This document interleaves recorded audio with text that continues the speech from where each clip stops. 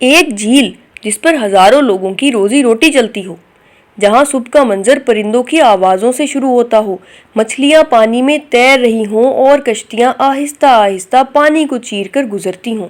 اب اسی جھیل کا تصور کریں۔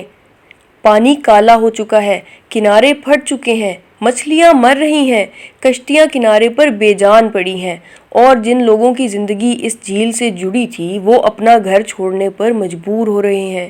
یہ کوئی فلم کی کہانی نہیں، یہ پاکستان کی سب سے بڑی فریش واٹر لیک مانچھڑ لیک کی کہانی ہے، اور ڈان نے اسی لیے اپنے ایڈیٹوریل کا ٹائٹل رکھا ہے سلو ڈیتھ، یعنی ایک ایسی موت جو اچانک نہیں آتی بلکہ ہر دن تھوڑا تھوڑا کر کے وقوع پذیر ہوتی ہے، اور شاید اسی لیے سب سے زیادہ خطرناک بھی ہے۔ سب سے پہلے یہ سمجھتے ہیں مانچھڑ لیک اتنی امپورٹنٹ کیوں ہے۔ یہ سندھ میں واقع پاکستان کی سب سے بڑی نیچرل فریش واٹر لیک میں مانی جاتی ہے۔ یہاں صرف پانی ہی نہیں تھا، یہاں ایک پورا ایکو سسٹم تھا۔ اب ایکو سسٹم بھی ایک ٹیکنیکل ورڈ ہے۔ سمپل الفاظ میں ایکو سسٹم کا مطلب ہے ایک ایسا نیچرل سسٹم جہاں پانی، مچھلیاں، پرندے، درخت، پودے اور انسان سب ایک دوسرے سے جڑے ہوتے ہیں۔ اگر ان میں سے ایک چیز خراب ہو تو دھیرے دھیرے پورا سسٹم متاثر ہوتا ہے، بالکل ویسے ہی جیسے گھڑی کا ایک گیئر خراب ہو جائے تو آخر میں پوری گھڑی رک جاتی ہے۔ مانچھڑ لیک بھی ایک ایسا ہی ایکو سسٹم تھی۔ یہاں موہانا فشرمین کی نسلیں صدیوں سے مچھلی پکڑ کر اپنا گزارا کرتی رہی ہیں۔ سردیوں میں سینٹرل ایشیا سے مائیگریٹری برڈز یہاں اترتی تھیں، فریش واٹر فش کی کئی اسپیشیز یہاں پائی جاتی تھیں، اور یہ لیک صرف سندھ نہیں بلکہ پاکستان کا انوائرمنٹل ہیریٹیج مانا جاتا ہے۔ لیکن آج یہ سب دھیرے دھیرے ختم ہو رہا ہے۔ اب سوال یہ ہے، آخر مانچھڑ لیک کے ساتھ ہوا کیا؟ اگر کوئی ایک وجہ ہوتی تو شاید سلیوشن بھی آسان ہوتا، لیکن یہاں مسئلہ کئی چیزوں کا ملا جلا نتیجہ ہے۔ سب سے پہلا مسئلہ ہے پولیوشن، لیکن پولیوشن بھی ہر جگہ ایک جیسا نہیں ہوتا۔ یہاں ڈان ایڈیٹوریل خاص طور پر انڈسٹریل ویسٹ اور ان ٹریٹڈ سیویج کی طرف اشارہ کرتا ہے۔ اب ان ٹریٹڈ سیویج کا مطلب کیا ہوتا ہے؟ سوچیں، شہروں کا گندا پانی، فیکٹریز کا کیمیکل ویسٹ، اور بنا صاف کیے سیدھا ندی یا جھیل میں ڈال دیا جائے تو اسے ان ٹریٹڈ سیویج یا انڈسٹریل ایفلوئنٹ کہتے ہیں۔ ایفلوئنٹ ایک اور ٹیکنیکل ورڈ ہے، اس کا مطلب ہوتا ہے فیکٹری یا انڈسٹری سے نکلنے والا ویسٹ واٹر۔ اس پانی میں کیمیکلز، ہیوی میٹلز اور دوسرے زہریلے مادے ہو سکتے ہیں۔ جب یہ سب لیک میں جمع ہونے لگتے ہیں تو پانی صرف گندا نہیں ہوتا بلکہ دھیرے دھیرے زندگی کے قابل بھی نہیں رہتا۔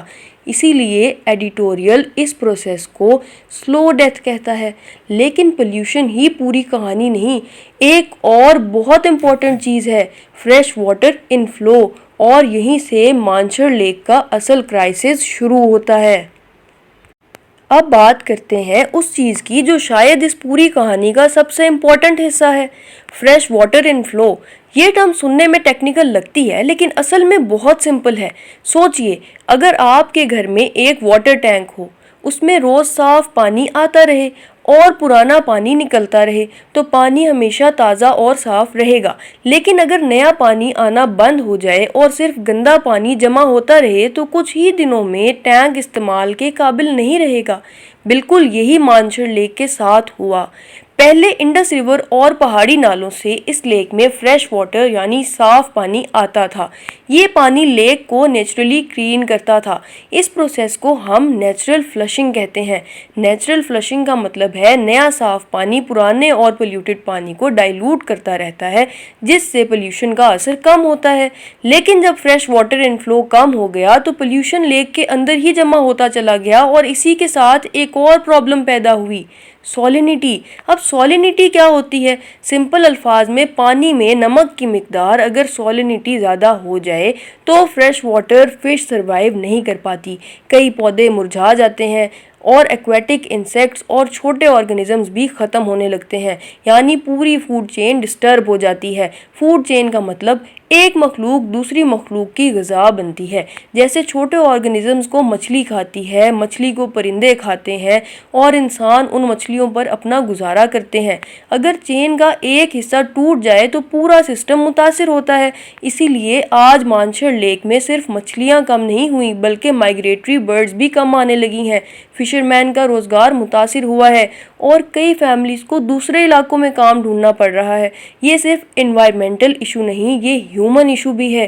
اب سوال اٹھتا ہے، کیا صرف پولیوشن ہی اس تباہی کی وجہ ہے؟ جواب ہے نہیں۔ ڈان ایڈیٹوریل کا ایک اور بہت انٹرسٹنگ اور امپورٹنٹ بات یہاں پر سامنے آتی ہے۔ وہ کہتا ہے کہ اگر ہم صرف لیک کے اندر صفائی کرتے رہیں گے لیکن جو گندا پانی روز اس میں آ رہا ہے اسے نہ روکا تو پرابلم کبھی سالو نہیں ہوگی۔ اسے سمجھنے کے لیے ایک مثال دیکھیں۔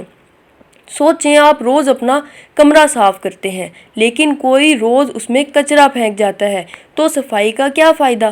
بالکل اسی طرح جب تک انڈسٹریل ویسٹ اور ان ٹریٹڈ سیویج کو سورس پر ٹریٹ نہیں کیا جائے گا تب تک لیک کی ریسٹوریشن صرف ٹیمپریری ہوگی، اور ریسٹوریشن کا مطلب ہوتا ہے کسی نیچرل سسٹم کو اس کی پہلی صحت مند حالت کی طرف واپس لانا، یعنی صرف پانی بھر دینا ریسٹوریشن نہیں بلکہ فش، برڈز، پلانٹس اور لوکل کمیونٹیز سب کو دوبارہ زندہ کرنا ہی اصل ریسٹوریشن ہے۔ اسی لیے ڈان کا ایڈیٹوریل کہتا ہے کہ سلیوشن صرف پروجیکٹ یا ایک فوٹو سیشن نہیں بلکہ لانگ ٹرم انوائرمنٹل گورننس ہے۔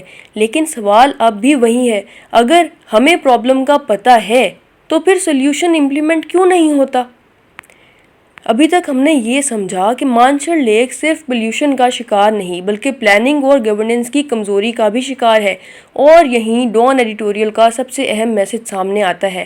ایڈیٹوریل کہتا ہے اگر ہم واقعی مانچھڑ لیک کو دوبارہ بچانا چاہتے ہیں تو صرف لیک کے اندر صفائی کرنا کافی نہیں ہوگا، ہمیں اس جگہ تک جانا ہوگا جہاں سے پولیوشن شروع ہوتا ہے، یعنی فیکٹریز کا گندا پانی بنا ٹریٹمنٹ کے لیک تک کیوں پہنچ رہا ہے، سیویج ٹریٹمنٹ پلانٹس کہاں ہیں، انوائرمنٹل لاز پر عمل کیوں نہیں ہو رہا، اور جس پانی نے لیک کو زندہ رکھنا تھا وہ فریش واٹر انفلو کم کیوں ہوتا جا رہا ہے۔ یہاں ایک اور ٹرم سمجھنا ضروری ہے، انوائرمنٹل گورننس۔ اس کا مطلب صرف انوائرمنٹ کی حفاظت نہیں بلکہ وہ تمام لاز، انسٹیٹیوشنز اور گورنمنٹ پالیسیز جو ہوا، پانی، جنگل اور وائلڈ لائف کو پروٹیکٹ کرنے کے لیے بنائی جاتی ہیں۔ اگر لاز ہوں لیکن ان پر عمل نہ ہو تو اسے ویک انوائرمنٹل گورننس کہتے ہیں، اور اسی وجہ سے بہت سے انوائرمنٹل پروجیکٹس صرف فائلز تک محدود رہ جاتے ہیں۔ اب ایک اور سوال، کیا صرف گورنمنٹ ذمہ دار ہے؟ جواب ہے نہیں، انڈسٹریز، لوکل اتھارٹیز اور عام شہری بھی اس چین کا حصہ ہیں۔ جب فیکٹریز ویسٹ کو ٹریٹ کیے بغیر ندیوں میں ڈالتی ہیں، جب پلاسٹک اور گاربیج پانی کے راستے بند کرتے ہیں اور جب انوائرمنٹل رولز کو نظر انداز کیا جاتا ہے تو نقصان صرف لیک کا نہیں ہوتا، نقصان پوری سوسائٹی کا ہوتا ہے۔ اسی لیے دنیا بھر میں ایک کنسیپٹ بہت یوز ہوتا ہے، سسٹینیبل ڈیولپمنٹ۔ اس کا مطلب ہے آج ترقی بھی کرو لیکن اس طرح کہ کل کی نسلیں بھی صاف پانی، صاف ہوا اور صحت مند انوائرمنٹ حاصل کر سکیں، یعنی ڈیولپمنٹ اور انوائرمنٹ کو ساتھ لے کر چلنا۔ اگر یہ ٹاپک CSS یا PMS کے پیپر میں آ جائے تو صرف پولیوشن لکھنا کافی نہیں، ایک بیلنسڈ آنسر میں یہ پوائنٹس ضرور ہونے چاہیے: water pollution, climate change, fresh water management, biodiversity loss, environmental governance, sustainable development goals, livelihoods of local communities, policy implementation. یہ اپروچ ایگزامینر کو دکھاتی ہے کہ آپ صرف فیکٹس نہیں جانتے بلکہ ایشو کو ملٹیپل ڈائمینشن سے سمجھتے ہیں۔ کبھی مانچھڑ لیک زندگی کی نشانی تھی، آج وہ ہمیں ایک اور کہانی سنا رہی ہے، ایک ایسی کہانی جہاں نیچر چیخ تو رہا ہے لیکن ہم اس کی آواز کم ہی سن رہے ہیں۔ سوال صرف یہ نہیں کہ کیا مانچھڑ لیک بچ سکتی ہے، اصل سوال یہ ہے کیا ہم وقت رہتے سیکھیں گے یا پھر پاکستان کی اور بھی ندیاں اور جھیلیں اسی سلو ڈیتھ کا شکار ہوتی رہیں گی۔ اگر آج ایکشن لیا گیا تو شاید مانچھڑ لیک دوبارہ زندہ ہو سکتی ہے، لیکن اگر ہم نے دیر کی تو آنے والی نسلیں اسے صرف کتابوں اور پرانی تصویروں میں دیکھیں گی۔ اگر آپ کو آج کی ویڈیو یوزفل لگی ہے تو ویڈیو کو لائک اینڈ شیئر کر دیں، اور اس طرح کی نیوز انالیسس دیکھنے کے لیے چینل کو سبسکرائب ضرور کر دیں۔